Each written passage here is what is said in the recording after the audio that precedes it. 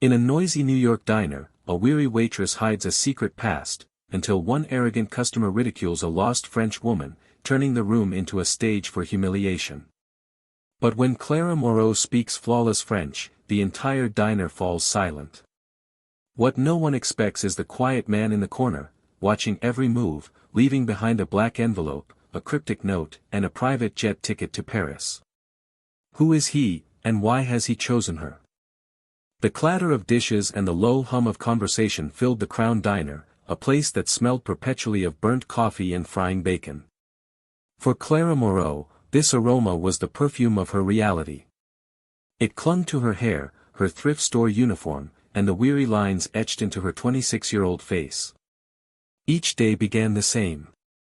She tied her apron, frayed from countless washes, pasted on a smile that rarely reached her eyes, and prepared herself to play the role of the invisible waitress.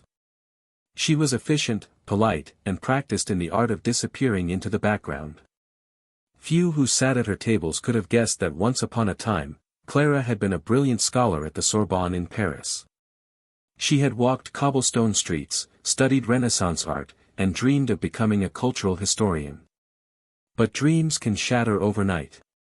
4 years earlier, a midnight phone call had pulled her back to New York. Her father's sudden heart attack left her family drowning in medical bills and a collapsed construction business. Clara had packed up her books, said farewell to Paris, and returned home to a cramped apartment in Queens. The life she loved became a ghost, replaced by shifts at the Crown Diner and overdue notices stacked on her kitchen counter. That Tuesday afternoon unfolded like all the others. Orders rang out from the kitchen, and Clara moved with a rhythm that came from endless repetition. "Order up," barked Saul, the cook, sliding 2 heavy plates across the counter. She grabbed them with the grace of someone long used to balancing weight in both hands and delivered them with a tired but genuine, "Enjoy your meal." At table 7 sat her torment for the day. Mr. Whitman, a man in his late 40s in a crisp pinstripe suit, snapped his fingers at her whenever he wanted attention. He had already sent back his orange juice because it had too much pulp and was now loudly demanding that his steak be medium rare, not medium, not rare, and if it bleeds, I'll send it back, and if it's gray, I'll send it back too. Clara only smiled and said, "Perfectly clear, sir," though inside her patience burned thin. As she crossed the crowded diner again, her eyes flicked toward the corner booth. A man sat alone, not on his phone, not posturing for attention, but quietly watching. He wore a dark gray sweater and charcoal trousers. There was nothing flashy about him, yet the way he carried himself radiated power and quiet control. Every time Clara passed, she felt his gaze, not leering, but analytical, as if he were studying the brushstrokes of a painting. She had pegged him as a writer, maybe a professor, someone who observed more than he spoke. Rachel Kim, Clara's roommate and fellow waitress, brushed by her carrying a tray of coffee cups. 2 more for table 9, and Mr. Whitman is complaining again. He says the water tastes too municipal. Clara sighed, rubbing her temple. Of course he does. I'll bring bottled. It was just another Tuesday, another endless shift of demands and condescension. But just then, the bell above the door jingled, and an elderly woman stepped inside. She looked flustered, clutching a large handbag and glancing around as if she had stepped into a foreign jungle. Her trench coat and silk scarf suggested elegance, but her uncertainty betrayed her.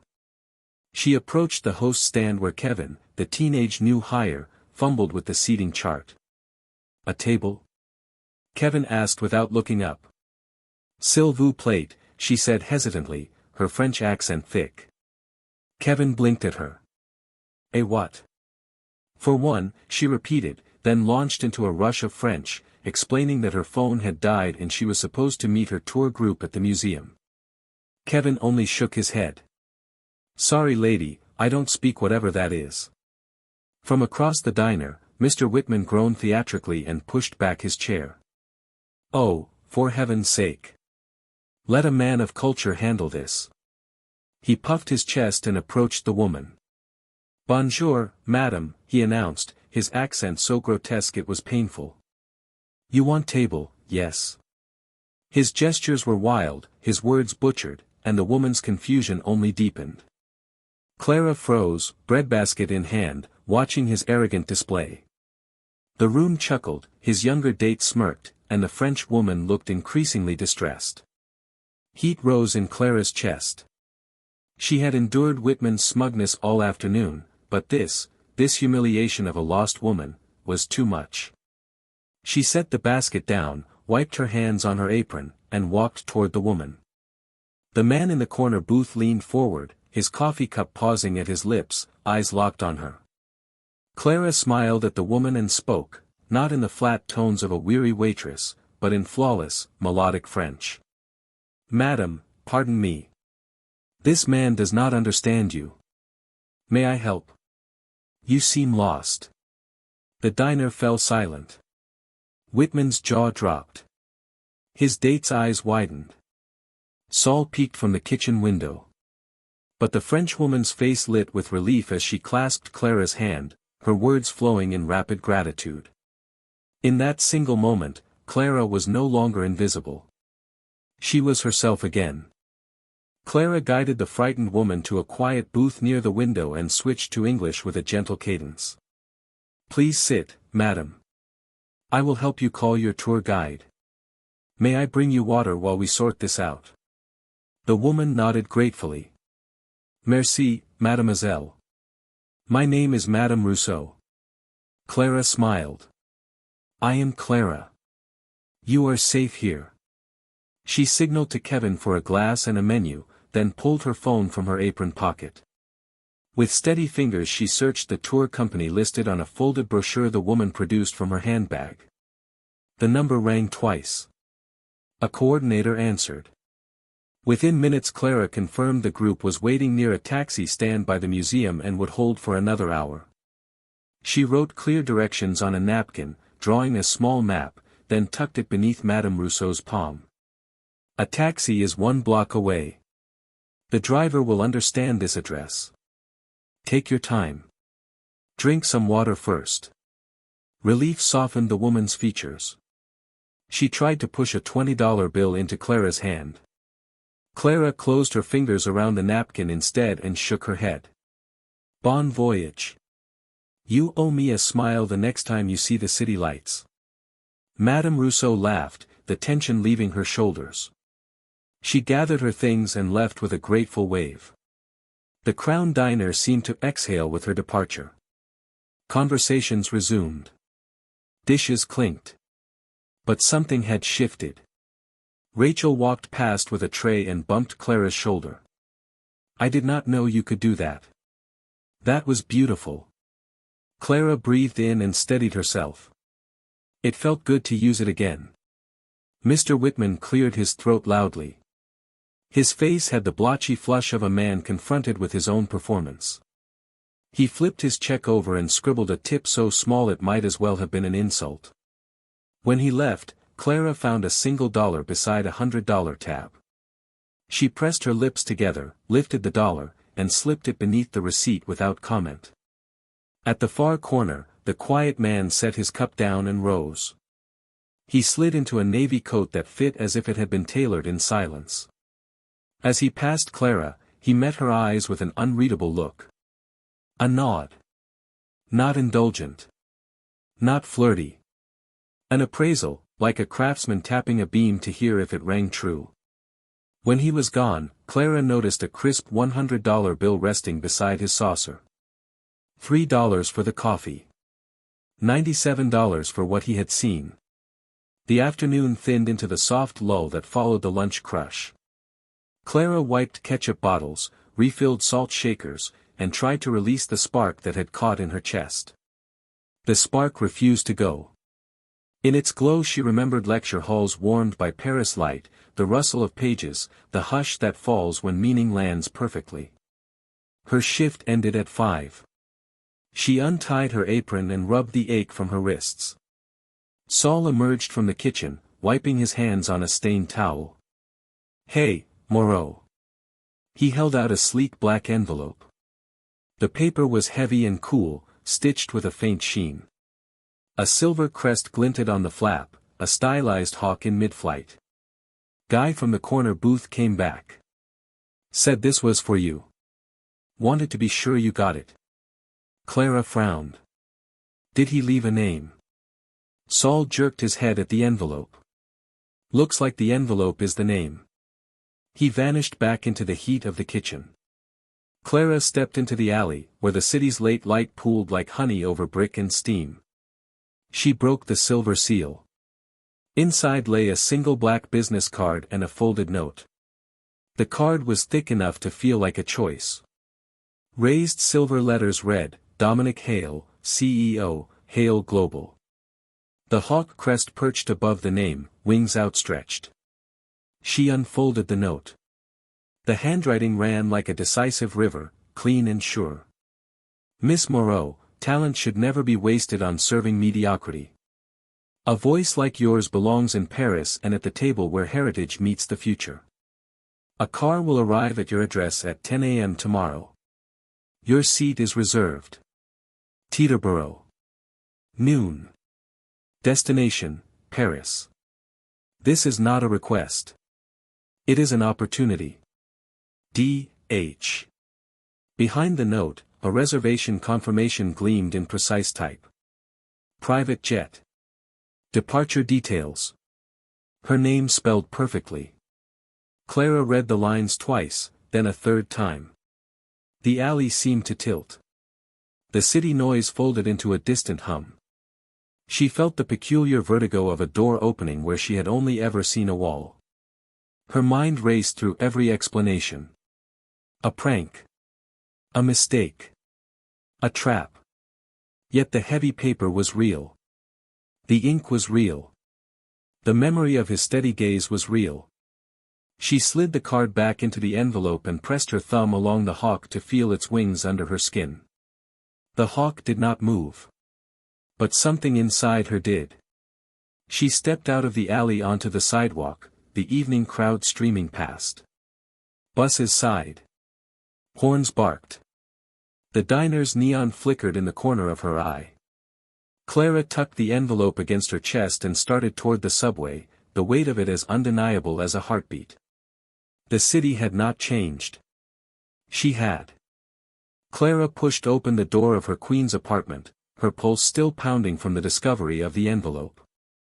The living room smelled faintly of takeout noodles and laundry detergent. Rachel Kim, her roommate and closest friend, lounged on the sofa scrolling through her phone while a reality show blared from the television. She glanced up and froze at the sight of Clara's pale face. "You look like you've seen a ghost," Rachel said, setting her phone aside. Clara didn't answer. She dropped her worn messenger bag, crossed the room, and carefully laid the envelope and its contents on the coffee table, the card, the note, the ticket. The black paper gleamed like obsidian under the lamplight. Rachel leaned forward, brow furrowing as she picked up the card. Dominic Hale. CEO of Hale Global. Her eyes widened. Wait. You're telling me the guy from the diner, the one who left the $100 tip, was him? Clara nodded faintly. Her throat felt dry. Rachel lifted the folded note and read aloud, her voice catching on the sharp script. Talent should never be wasted, a car will arrive tomorrow at 10, private jet. Paris. She slammed it back onto the table. Clara, this is every horror movie setup ever made. Human trafficking. Cult recruitment. Creepy billionaire fantasy. You can't take this seriously. I know, Clara whispered, clutching the edges of her knees. It sounds insane. But Rachel, it's real. I held the ticket. I saw his face. He was there. Rachel paced the tiny room, agitation radiating off her. You don't know anything about him. Rich men can hide whatever they want. How did he even get your address? That's not observant, that's stalker-level invasive. Clara pressed her forehead into her palm. The question gnawed at her too. He must have had someone follow her. Or run her name through a system. Either way, it was terrifying. Yet beneath the fear pulsed something reckless, something wild, hope. She lifted her gaze. Paris, Rachel. Do you know how many nights I've dreamed of going back? Of walking those streets again. It's not just a ticket. It's a door. Rachel stopped pacing, arms crossed. Or it's a trap. Clara's eyes darted to the peeling paint on the walls, the stack of bills on the counter, the apron still hanging by the door. This was her life, safe, predictable, suffocating. The note's words echoed in her head, this is not a request. It felt like a command, but also a challenge. Rachel's voice softened. Clara, you can't throw away everything for a stranger. Clara straightened, something steely flickering in her. I'm not throwing it away. I'm already buried here. If this is even a chance, just a chance, I have to see what it is. Rachel shook her head in disbelief, then sighed deeply. Fine. But if you're going, you're not going blind. She pulled out her laptop. I'll run a background check. Dominic Hale, there has to be dirt. An hour later, she slammed the lid shut with frustration.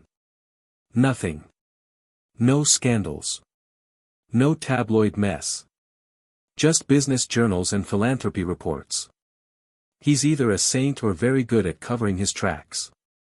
Clara wrapped her arms around herself. Maybe he's just private.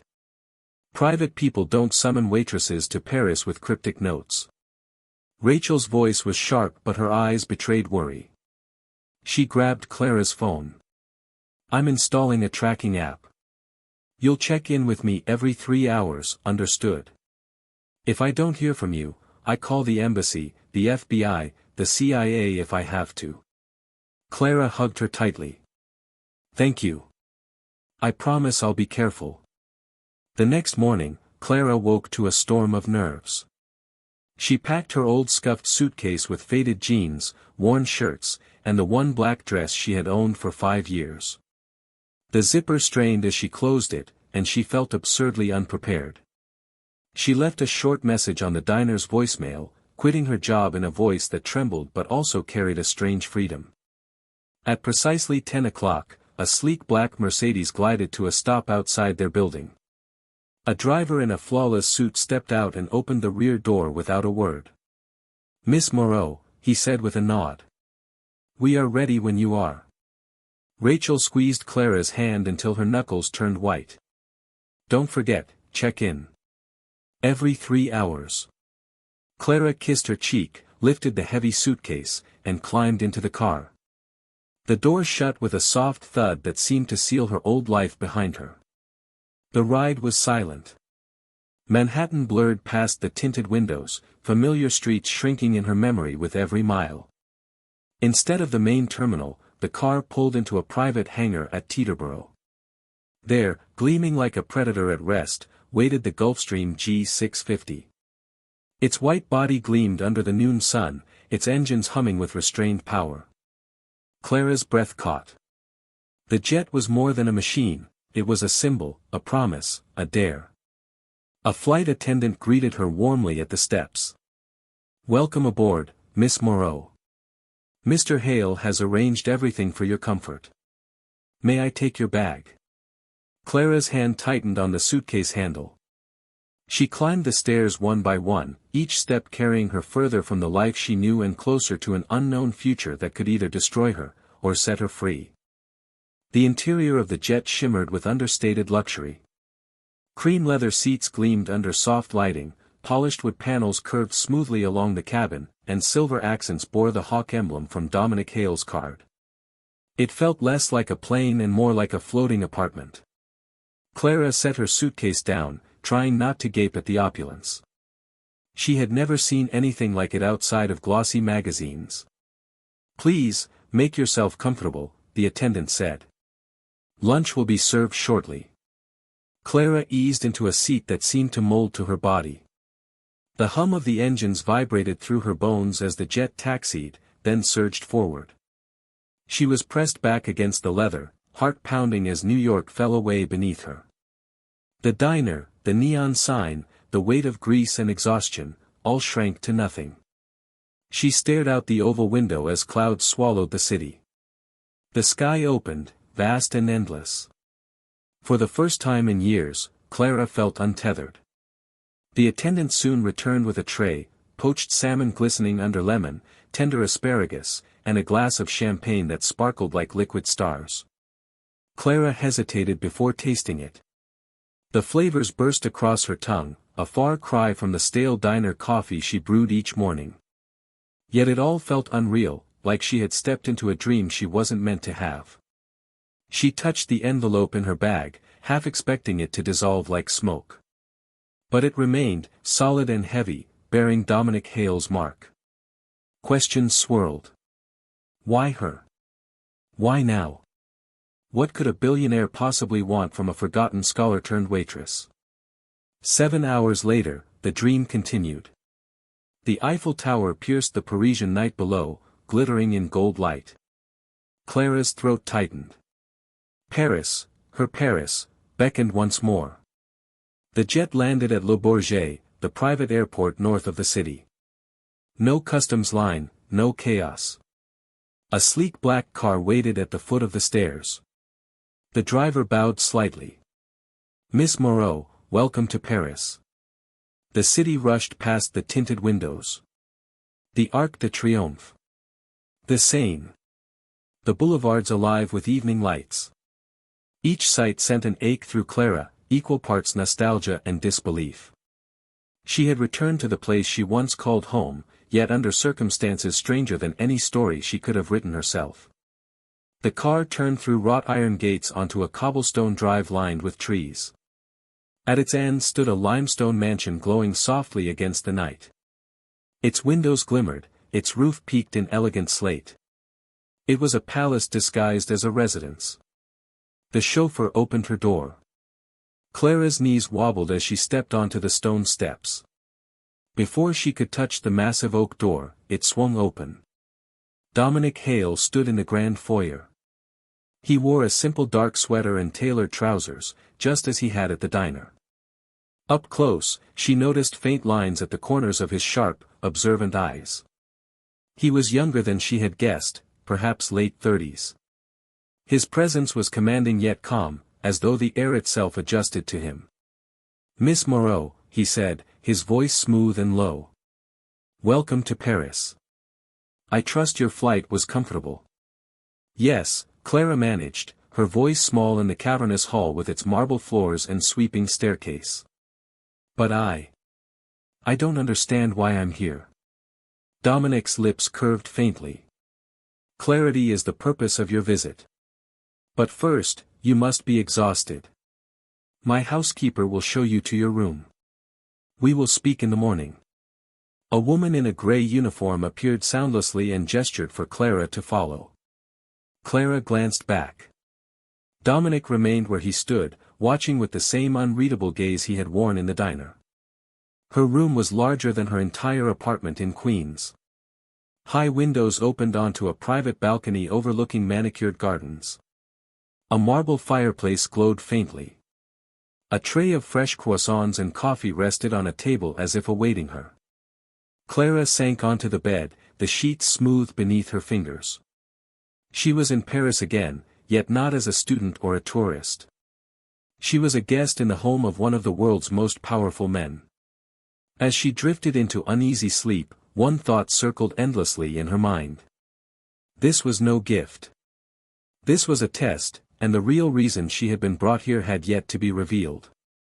Sunlight streamed through tall French windows, spilling across a room far too beautiful for Clara Moreau to believe it was real. She stirred beneath linen sheets softer than anything she had ever touched. For a moment she wondered if she had dreamed the entire journey, but the marble fireplace and balcony overlooking the gardens insisted otherwise.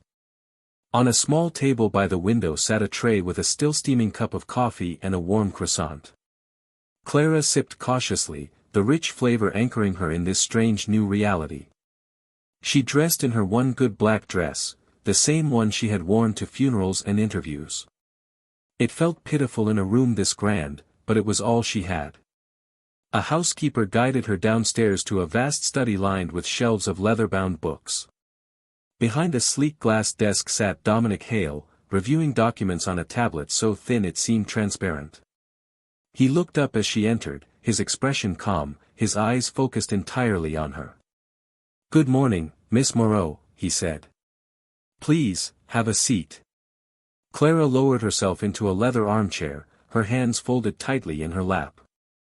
She drew in a breath and spoke quickly before she lost her nerve. "Mr. Hale, I appreciate the flight and the accommodations, but I need to know why I'm here. This is abnormal." He set the tablet aside. "Direct. I value that. You are here because I require a very specific skill set. One I believe you possess, despite your current occupation." Before he could continue, the doors to the study opened sharply. A tall woman entered, her heels striking the floor like a gavel. She wore a Taylor Dior suit, her hair pulled back in a severe style, her presence radiating command. Her eyes, cold and gray, landed on Clara with open skepticism. "Dominic," she began, then corrected herself briskly. "Dominic. You're late for the Lefebvre preliminary." Her gaze flicked to Clara. "Is this her? The waitress?" Dominic's expression did not change. "Clara Moreau, this is my sister, Isabel Hale. Chief Operating Officer of Hale Global." Isabel offered a smile that cut like glass. "A pleasure, though I confess I don't understand the purpose of this experiment." She turned back to Dominic. "You truly think because she speaks French she can solve a multi-billion-dollar problem?" Clara's pulse hammered in her ears. She forced her chin up. "What problem?" Dominic leaned forward, his voice steady. "Hale Global is in the final stages of acquiring Maison Lefebvre, a legendary French luxury house. It has been family-owned for 8 generations, and its matriarch, Genevieve Lefebvre, is resisting the acquisition. We've sent teams of the best lawyers and negotiators in the world. They've all failed. They don't speak her language. I mean more than French," he added. "They don't understand her culture. Her values. Her legacy. She once dismissed an executive simply because he wore sneakers to their meeting." Clara began to understand. "You need someone who can bridge the worlds." "Exactly," Dominic said, his eyes locked on hers. "In the diner, I watched you handle an arrogant man with grace. I saw you treat a frightened woman with compassion. You spoke flawless French not to show off, but to connect. That combination, poise, empathy, cultural fluency, is rarer than you imagine. That is what I need." Isabel scoffed. "This is not a storybook, Dominic. This is a $2.7 billion deal. She has no corporate experience, no financial training. Yesterday she was serving pie." The words landed hard, but Clara held her ground. "I studied at the Sorbonne," she said evenly. "Art history and French cultural studies. I had to leave before finishing my degree, but I know what heritage means to people like Madame Lefebvre. It is not numbers to her. It is blood." Isabel's eyes narrowed. "So you're a dropout. That's your qualification." Dominic ignored his sister. "This is no vacation, Miss Moreau. This is a job interview, an unorthodox one. You will not negotiate finances. You will observe, listen, and build trust where others have failed. If you succeed, I will create a permanent role for you at Hale Global, Director of Cultural Integration. A generous salary, complete freedom to finish your degree, and a new life in Paris." "And if I fail?" Clara asked quietly. Isabel answered before Dominic could. "If you fail, a car will take you back to Le Bourget, and you'll be on the next flight to New York. Perhaps you can return to your diner. We will, of course, compensate you for your time." Silence pressed in around Clara. The weight of it was crushing. The choice was impossible: step into a world she had no training for, or return to the one that had suffocated her. She thought of grease-stained aprons, Whitman's sneers, the hollow ache of wasted potential. Her voice was steady when she asked, "When is the meeting?" Dominic's expression remained unreadable, but in his eyes she caught a flicker of something rare, approval. "The day after tomorrow," he said. "That gives you 2 days to prepare." Clara's heart pounded. 2 days to learn how to survive in a world where failure could break her, and success could change everything. The next 2 days passed in a blur that tested Clara Moreau in ways she had never imagined. At Hale Global's Parisian headquarters overlooking the Place Vendôme, she was given a small office with tall windows that framed the city skyline. The view alone was worth more than her entire apartment back in Queens. But she barely noticed it, buried beneath a mountain of files, reports, and dossiers. Clara devoured everything. She learned that Genevieve Lefebvre, 78 years old and sharp as a hawk, had run Maison Lefebvre for 4 decades. She was a widow who despised fast fashion, influencer culture, and what she called the vulgarity of modern commerce. She believed her company's soul lay in the centuries-old craftsmanship of its artisans, in the particular stitching technique her great-grandfather had perfected. Every other company that had tried to acquire Lefebvre had failed. They saw only profit margins and international expansion. Genevieve saw them as merchants who had no understanding of heritage. She had once dismissed an entire delegation because one executive wore sneakers to their meeting. To her, details mattered, details that spoke of reverence, not power. Isabel Hale made her disdain for Clara obvious. Several times a day she would sweep into Clara's office with the cold precision of a drill sergeant. She would fire obscure questions about finance and strategy. "Do you even know what EBITDA stands for, Miss Moreau?" Isabel asked one afternoon, arms crossed, eyes gleaming with condescension. Clara looked her straight in the eye. "No. But I do know that Madame Lefebvre's favorite artist was Jean-Honoré Fragonard. That she insists her company's perfumes be bottled only in crystal from Lorraine. That she views every design not as a commodity but as a legacy of her family's name. Maybe that matters more than earnings before interest, taxes, depreciation, and amortization." For once, Isabel faltered. She pursed her lips, spun on her heel, and left without another word. Clara exhaled, her confidence flickering stronger. Still, doubt gnawed at her. She had no training, no corporate background, no reason to belong in this world. But she clung to what she did have: empathy, cultural fluency, and the ability to listen. Those qualities had carried her through Paris once before. She prayed they would again. On the morning of the meeting, Dominic sent a stylist to prepare her. Clara was dressed in a simple navy dress by a discreet French designer and low heels. The stylist brushed her hair into a smooth twist. Understated, the woman said in accented English. "Respectful. You must not look like you are trying to impress, only that you belong." Her stomach churned as the car pulled up to the Lefebvre flagship store on Rue Saint-Honoré. The building looked more like a museum than a shop, with carved stone facades and windows that glowed like jewels. A small army of lawyers and executives stood waiting on the sidewalk, their tension palpable. Dominic, Isabel, and Clara stepped out together. Dominic gave Clara a steady nod. "Remember, you are not here to speak for me. You are here to listen for me." Isabel sniffed dismissively. "Try not to spill anything." Inside, the air smelled faintly of leather and jasmine. They were led to a salon on the top floor, where Genevieve Lefebvre awaited them. She was small, elegant, with silver hair swept perfectly into place and sharp eyes that missed nothing. Her 2 sons flanked her, stern and silent. Introductions were made. When Clara was presented as part of the cultural liaison team, Genevieve's gaze lingered on her. There was a flicker of curiosity, but nothing more. The meeting began. Isabel launched into a polished presentation, brimming with charts and projections. She spoke of synergy, global market share, and shareholder value. Genevieve listened in silence, her expression unreadable, until she finally raised a delicate hand. "Enough, Mademoiselle Hale," she said softly, her voice carrying weight that silenced the room.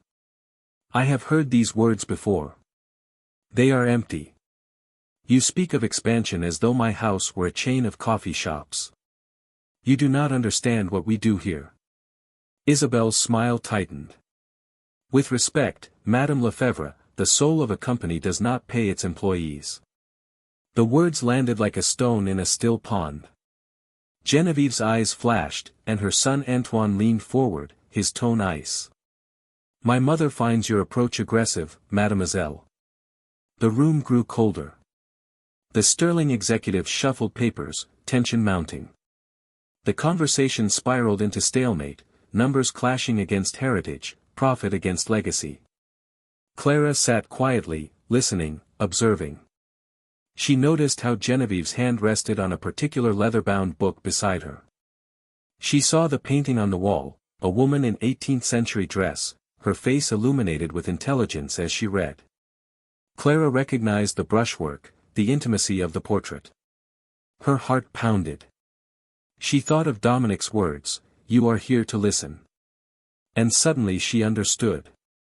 She met Dominic's eyes across the table. He gave the faintest nod, permission.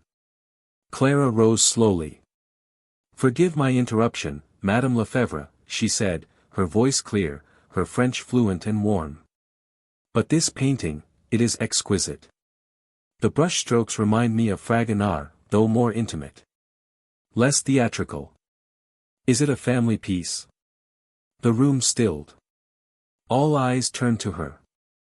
For the first time, Genevieve's austere expression softened. "You have a good eye, mademoiselle," she replied in French. "That is a portrait of my great-great-great-grandmother. Painted by one of Fragonard's students. It is my most treasured possession." "She is reading," Clara observed gently. "Unusual for that time. She must have been remarkable." Genevieve's gaze grew distant with pride. "She was. It was her vision that founded our house." In that moment, the current of the meeting shifted. And Clara felt the weight of the room settle squarely on her shoulders. The silence in the salon was heavy, yet it felt different now. Genevieve Lefebvre's eyes lingered on Clara Moreau, sharp but softened with curiosity. For the first time, Clara felt she had the matriarch's full attention. "She was the true founder of our house," Genevieve continued, still gazing at the portrait. "It was her idea to create the first handbag for Queen Marie Antoinette. My ancestor saw not commerce, but legacy." Clara nodded, speaking gently in French. "And that vision still lives. A company without a soul is only a machine.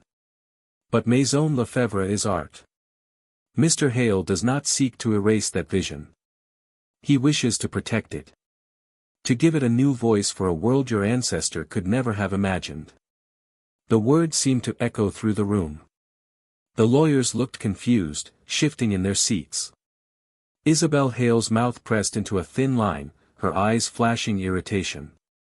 Dominic, however, remained still, his gaze fixed on Clara, approval flickering behind his calm exterior. Genevieve turned her attention to Dominic. "Your father was a builder, was he not, Monsieur Hale?" Dominic's voice was steady. "He was a carpenter. He taught me that the foundation is everything."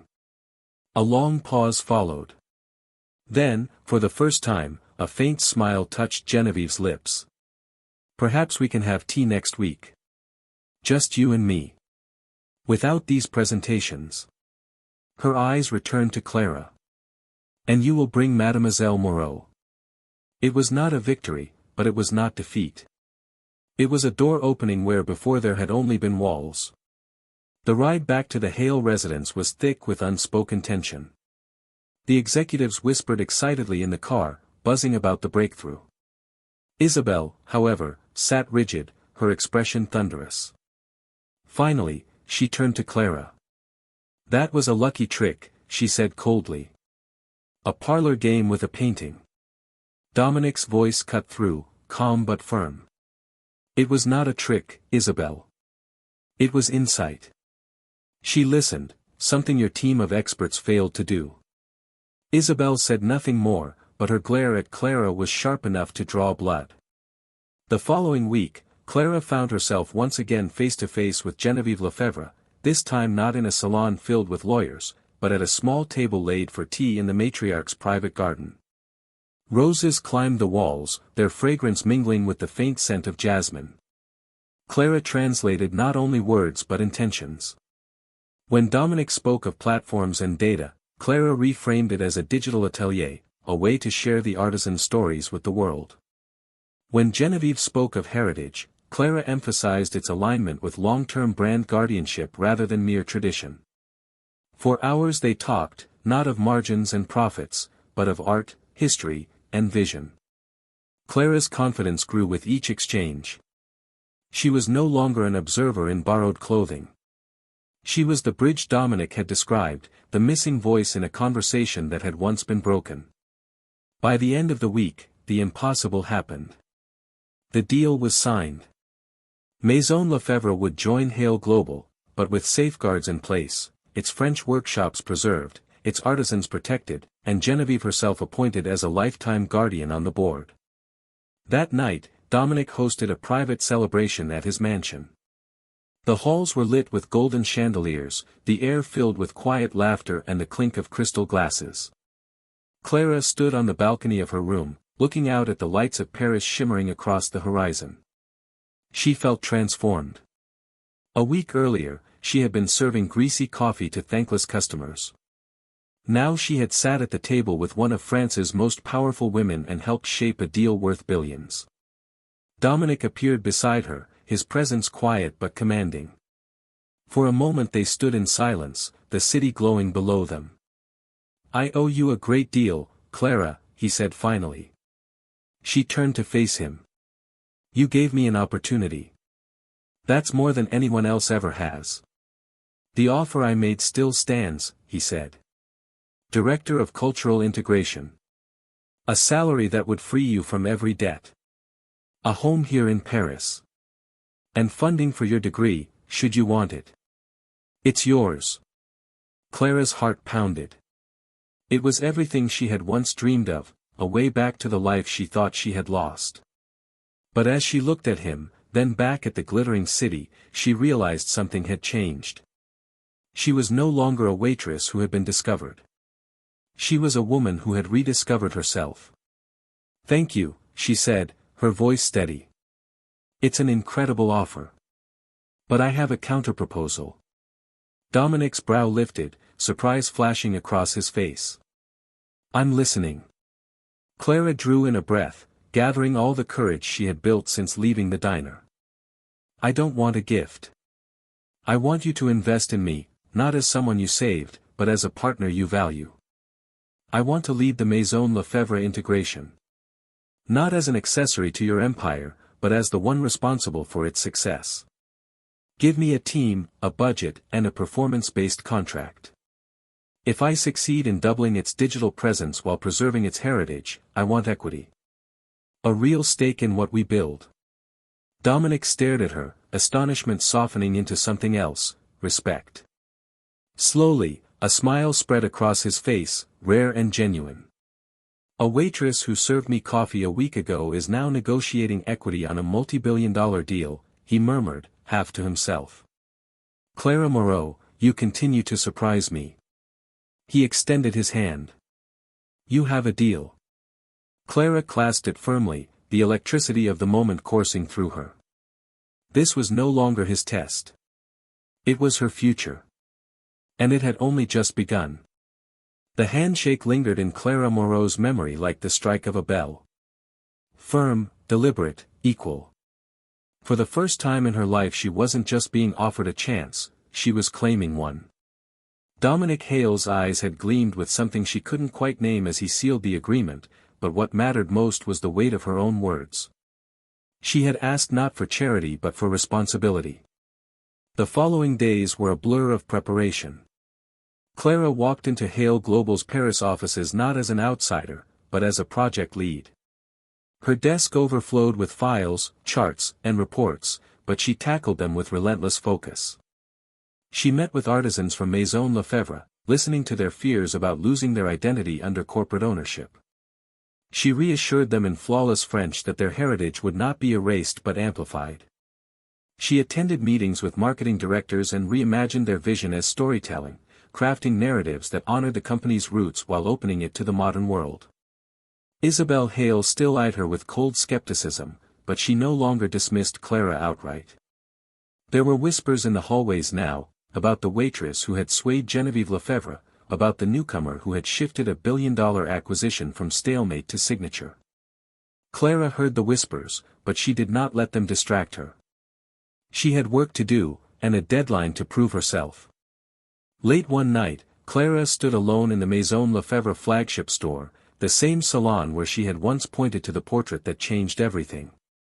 The lights glowed dimly, illuminating the shelves lined with leather bags, silk scarves, and crystal perfume bottles. She touched a handbag stitched by hand, feeling the strength of its seams. She whispered to herself in French, "This is what I'm fighting for." Her phone buzzed.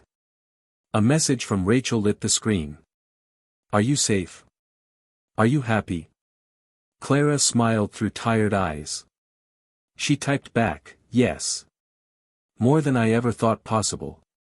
The first campaign under her leadership launched weeks later. Instead of glossy ads filled with models, Clara created a digital atelier, a platform where the artisans themselves told their stories. Videos showed their hands working the leather, their voices describing techniques passed down through generations. Social media exploded with praise. People around the world felt as though they were being invited into something sacred. Within months, Maison Lefebvre's digital presence doubled, just as Clara had promised. One evening, as Paris shimmered outside the window of the Hale mansion, Dominic invited Clara to the study. He closed his tablet, leaned back in his chair, and regarded her with quiet pride. "You've done what no one else could," he said. "Genevieve calls you her bridge. And the numbers speak for themselves." Clara sat straighter. "Then I've fulfilled my proposal." Dominic's lips curved into a rare smile. "Indeed. The equity is yours. You are no longer an employee. You are a partner." The word sank into Clara like warmth after a long winter. Partner. Not waitress. Not dropout. Partner.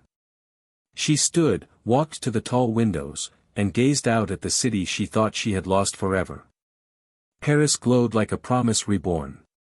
For years ago, she had fled this place with nothing but grief and obligation.